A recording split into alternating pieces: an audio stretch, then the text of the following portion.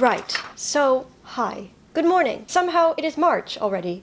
Feel like February just started, like, last week, but here we are! It is March! What did happen this month? Well, as you can see, the combinations, although they were finished in January, the video went up beginning of February, which was, it was a massive project. I think it's one of the biggest sewing projects that I think I have put out so far. I have had projects take a month before. I have never had projects that somehow accumulated about 8 or 9 hours of footage. I actually don't know how much time footage there was, but I number them all so that when I drag them all into editing, they're all perfectly in order and I can not have to dig through things. But I had, I think, 180 clips for that. Usually I've got under 100. So that video took 4 solid days to edit, morning to like 11 o'clock at night. But the video went up. It did very well. I'm very happy. And of course, I'm happy with the actual combinations too. They're sitting right here, which is why I keep gesturing over to this general area. Yeah, so that happened. I've been maintaining my weekly schedule, which is not something that I thought I would be able to do, but in terms of sewing projects for this month, I only planned to take on one sewing project, and that was the corset project. I say one sewing project, but in reality, as I was doing it, I realized it's actually like 5 sewing projects because I made like 5 corsets this month, which was really cool and also really frustrating. I was hoping to have it finished by the end of February, but I've only just a few days ago started the actual corset. The mock-ups, I actually got them down pretty quickly. I started getting them out in about a day and a half. However, the actual corset, because, see, I'm working with this beautiful silk satin. It's like an actual real silk, and because I only needed a yard of it, I could justify spending a little bit more per yard and get the real thing, which is really cool. So yeah, because the fabric is so beautiful and it's so quality, I feel so inclined to like hyper fiddly couture sewing practices into use here. So everything's getting pad stitched, everything's getting basted, everything's getting thread marked and chalk lined, and so it's taking a lot longer than the mock-ups take. The mock-ups that I don't baste and that I mark with pencil and that I hack together roughly because ain't nobody got time to put real effort into making mock-ups pretty. So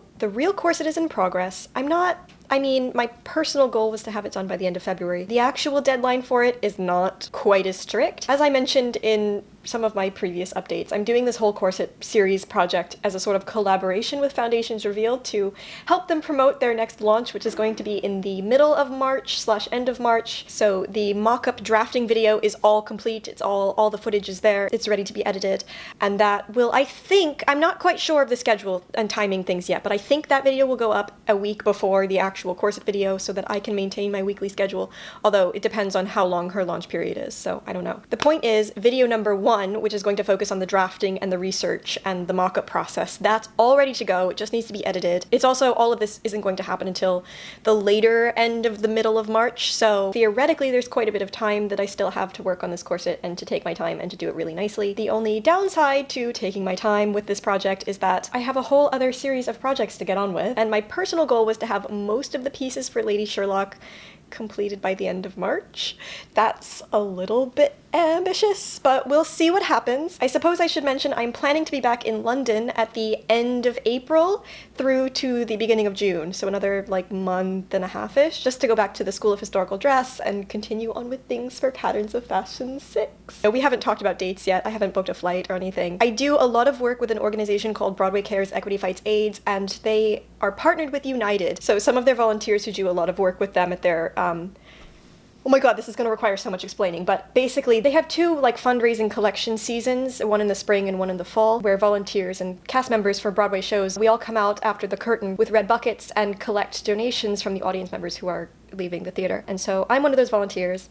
I love it. I've been doing it pretty much since I just moved to the city. I signed up immediately because it's fun and it's a great community thing, even though I don't work on Broadway anymore, but it's just a great way that the community comes together and raises money for good causes. Anyway, United is a partner of Broadway Cares, and so volunteers who do a certain number of collections get certain levels of flight vouchers, and I always qualify for like the highest flight voucher because I'm literally, during collection seasons, I'm out every single night at some Broadway show. If you're wondering, how am I constantly going to London? How can I go to costume college every year? That's why I get to fly free, usually. Anyway, the collection season doesn't end until the beginning of April, I think, so I won't know my flight voucher status and I won't be able to book the flight until at least after that point.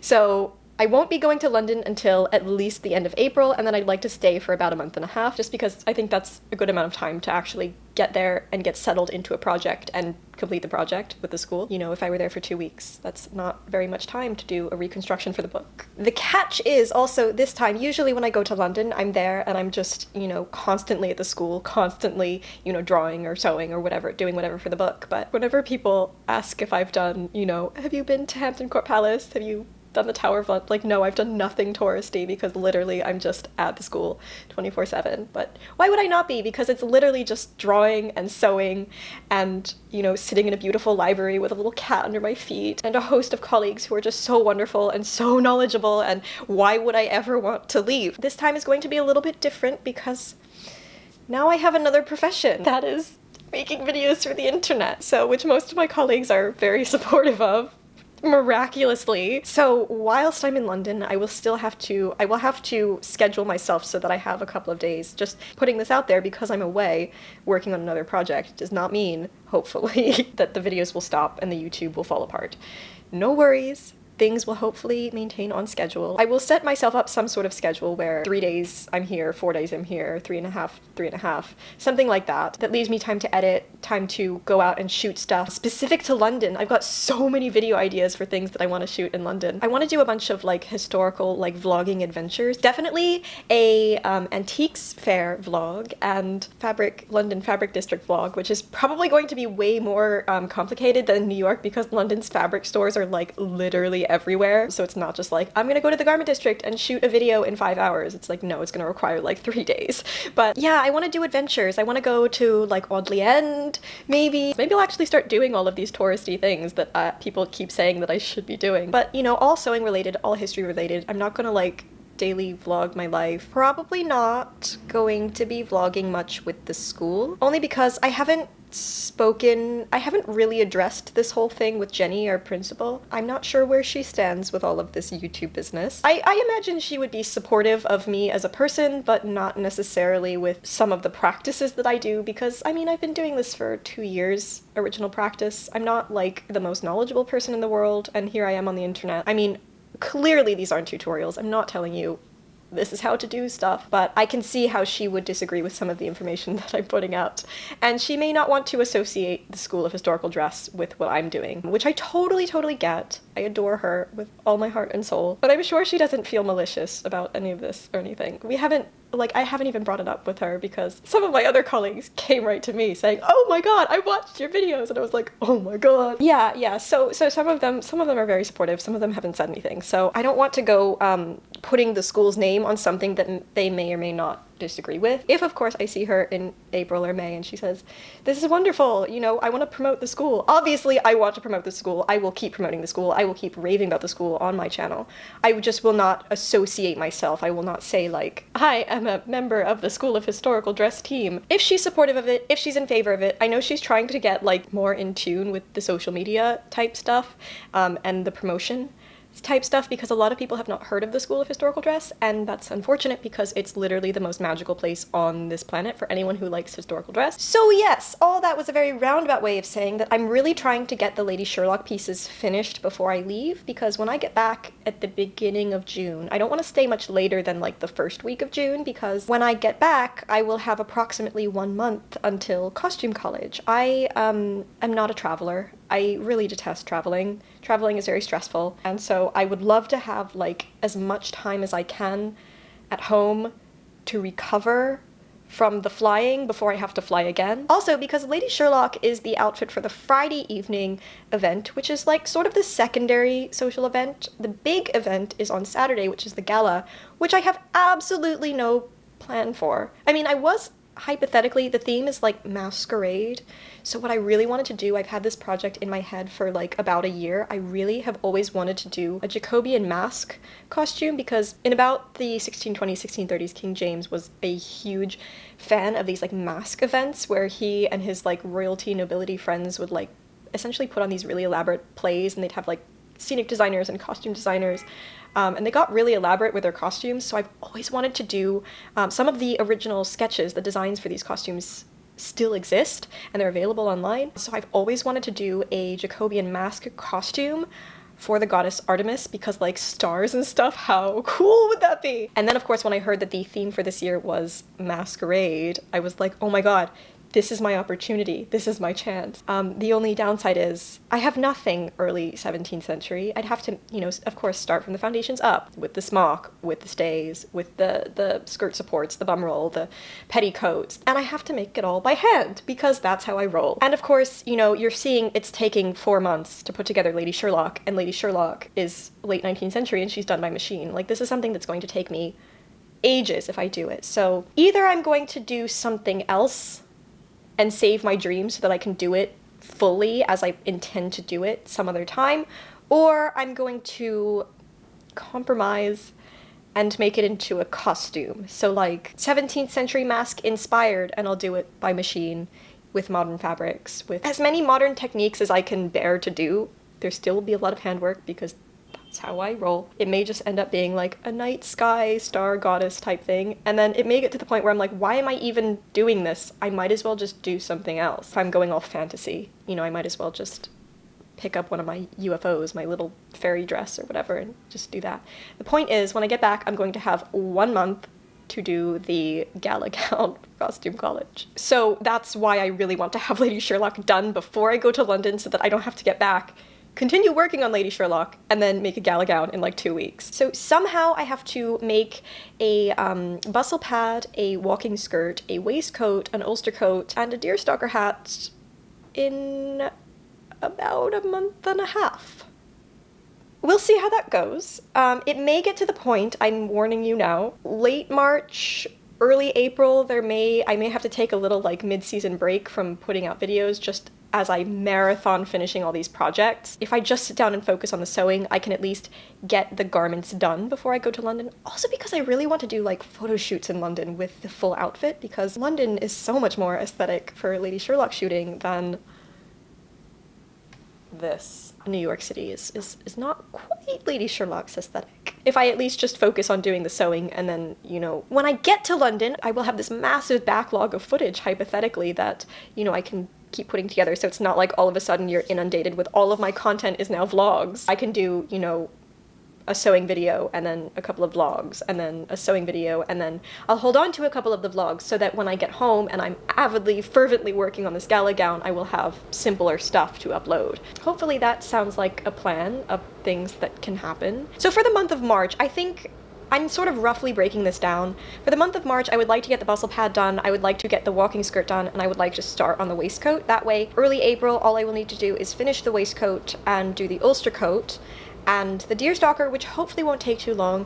I may also hold on to some of the finishing work, some of the hand hemming and things, because that's something I can do whilst I'm in London, because I won't need a machine or anything. Of course, like the one time I pick a project that actually involves a machine, I'm like gonna have to finish it before I leave. I'm not sure how linear my project plans were, and this of course spans months, not just the month of March, but for the month of March, here's my plan. By the end of the first week, I need to have this corset done, because I don't know if I mentioned this because all of this has sort of just recently happened, but as I have mentioned several times, all of this promotion stuff for Foundations Revealed is not sponsored. She's not paying me to do it.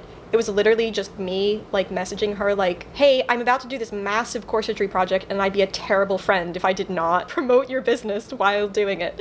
So this is all just me, like, raving about not only a person that I really care about, but, like, a service that I really, really adore. I'm very proud to be doing that for them, and I'm still trying to wrestle with a way to present my enthusiasm for this brand without coming off as too sponsory, because I don't want it to come off that way.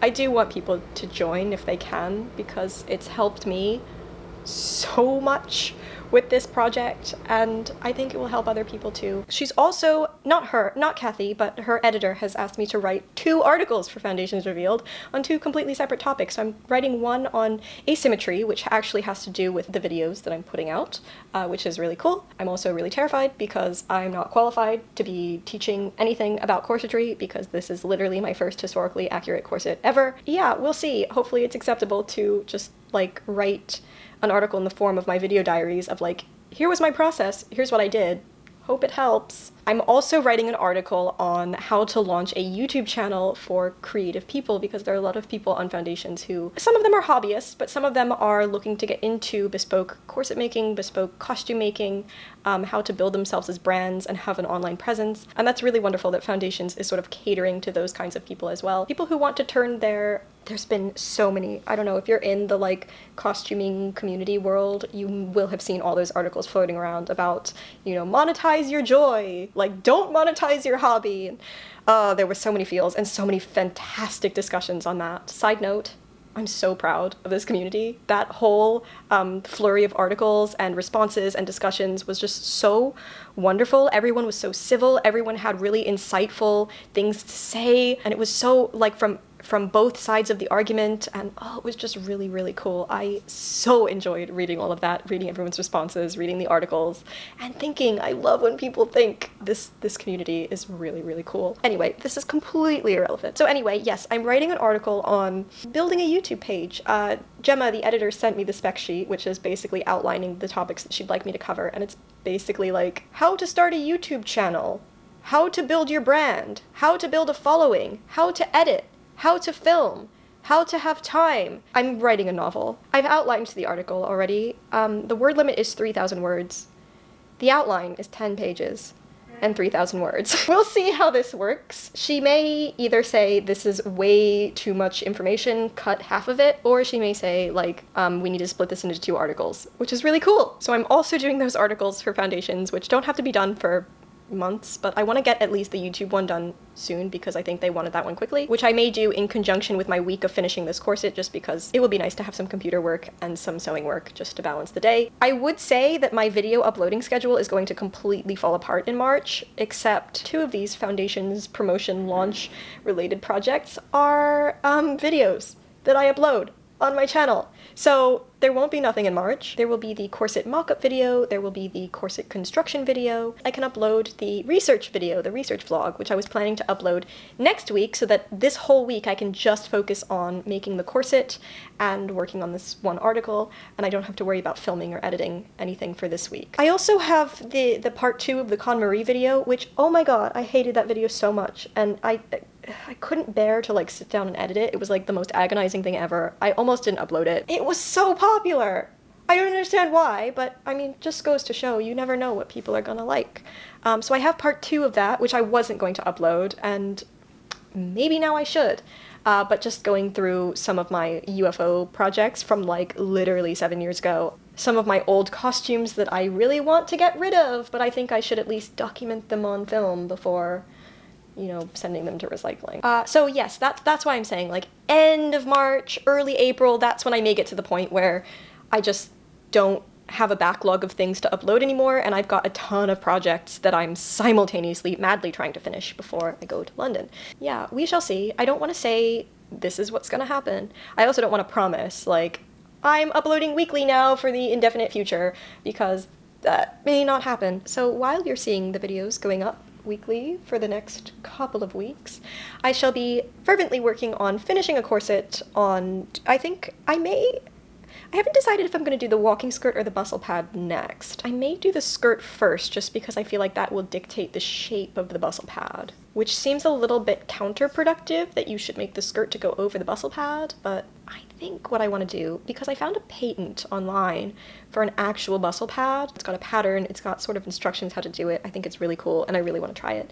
But the walking skirt will definitely be an actual historical pattern. So I feel like what I should do is I should build the skirt and then figure out, because I don't know what the proportions of the bustle pad should be, figure out the bustle pad to fill out the skirt to make the proper silhouette, as opposed to building the skirt over the bustle pad, which I'm not sure is correct. So I think I may go a little bit reverse in that sense, and do the skirt first, and then the bustle pad, and then get started on the waistcoat. That's the plan for March. I've been having this running theme of just not finishing the stuff by the end of the month when I want to. Obviously, as you've seen for the last 2 months. To be very fair, I did make, effectively, 4.5 corsets this month. So the things I am producing, the garments that I am producing by machine, are going very quickly. The walking skirt that I made back in August, the adaptation walking skirt, that one I did in about a week, just over a week. So I don't think these projects theoretically should take too long. It's just that, you know, this one corset project required like 6 mock-ups. So yeah, the skirt I probably won't mock up. The bustle pad I may, but that probably won't take too long. Like the rump took a week. Hopefully that won't take too long. The Ulster coat, the waistcoat definitely, and the Ulster coat, the tailoring bits will definitely require mock-ups. So yeah, that's where I'm at. I'm gonna run off and I'm going to edit this real quick so that I can continue working on my corset, so that tonight maybe I'll get to do some writing. Yeah, it's all really good stuff. It's all really fun stuff. I am thrilled. I'm really excited about every single project that I'm working on, which is like, you know, if anyone else is freelanced in your life, you know that you sometimes have to take on projects that you're just not enthusiastic about. I'm literally so excited about every single thing that I'm working on, and it's like, if I get to a point in the sewing where I'm just frustrated and I want to throw it across the room, I'll set it down and I'll go and work on the other project that's getting me really excited until, you know, I've been typing away for so long that I'm like, oh, I just really want to sew. And then I'll just go and I'll sew. Or like, oh, I'm so brain dead right now. Maybe I'll just do some editing, some just mindless editing.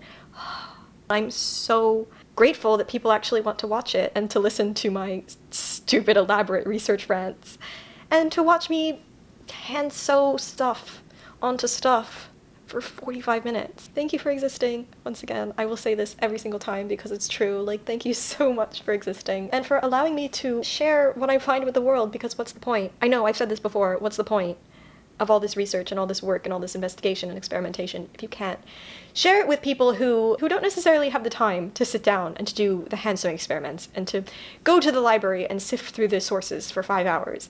I will do that. I will do that gladly, and I will compile it down into very nice, concise, straightforward, direct videos, research, articles, whatever it is. Yeah, cool. All right, I'm gonna go now. Bye, see you next month. Hi, I'm back. So I'm just sitting down to edit, and I realized I completely forgot to address a very, very important matter, and that is, in regards to Costume College, if anyone, did I talk about this last time? I don't even know. Anyway, myself, Morgan Donner, and Marika of Enchanted Rose Costumes submitted to teach a course this year on video production. Again, you know, video production, how to use video if you're a creative, and how to be on YouTube. Also, basically just like a panel. The class was not accepted, it was rejected. Apparently there was a lot of drama. There was a lot of, like, we call it rejection apocalypse. There was like mass rejections this year for some reason. But yeah, so nobody really knows what the class situation is for Costume College this year. I don't know about the other two ladies. I am not one to take no for an answer, so we still very fully intend to hold a meetup at Costume College, just to meet people and to answer questions and to talk about, I mean, if you did want to know, like, what's it like to do video stuff? What's it like to do, like, internet, your life and your sewing process on the internet? We'll be there to answer those questions. We're gonna have a specific time, preferably held in a very public location with lots of people. So yeah, that's still something we're planning to do. And we may or may not just get together and either collab, chop it up and put it one on each channel, or live stream the actual course material that we were planning to do. So just because the Costume College says that we can't do a thing doesn't mean that we're not gonna do the thing anyway. So yeah, that's where we are. We're all three of us are planning to be at Costume College, which is really cool. Hopefully I shall see some of you there. And if not, it appears all of the information that we will be sharing at Costume College, and hopefully I have sort of put out a tentative suggestion for my fellow teaching folk whose classes were not accepted this year, to live stream their courses, to put it on YouTube, I mean, that's precisely what I was going to teach people how to do, but that's okay. But yeah, so I'm personally encouraging people to, oh look, my footage is done. I'm trying to start a little movement of, hey guys, we're teaching this stuff for free. Why don't we just put it on the internet? So yeah, for those of you who can't make it to Costume College, hopefully there will be some nice course material, some nice live streaming, workshop type stuff going up on the internet for you to watch. And of course, I wasn't planning to do another vlog for Costume College just because, like, I wasn't sure what I would even do. I just vlogged it last year, but I've gotten so many requests to vlog it again, so I will probably be vlogging Costume College again if you want to go and live vicariously if you can't. And if not, I will see you there too. Anyway, yeah, I'm gonna go edit now, so yeah, cool, bye.